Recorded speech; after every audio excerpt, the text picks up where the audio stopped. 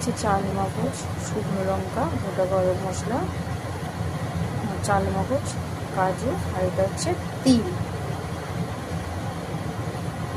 এগুলো একটু শুকনো খোলায় রোস্ট করে নেব।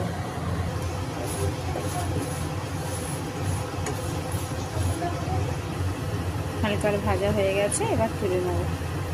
তেল দিয়ে দিয়েছি, তেলটা গরম হয়ে গেছে, দিয়ে দেবো পেঁয়াজ কুচি।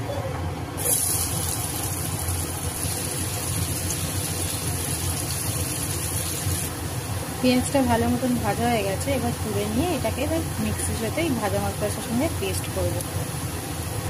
পেঁয়াজটা তুলে নিয়েছি, ওই তেলেই দিয়ে দেব চিংড়ি মাছ।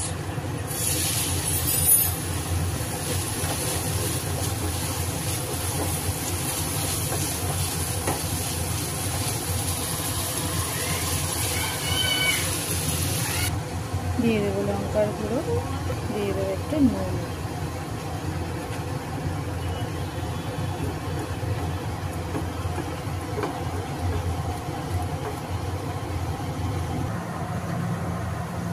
মশলাটা পেস্ট করে নেব। এই যে মটরটা বেটে নিয়েছি, এবার দিয়ে দেবো মশলাটা।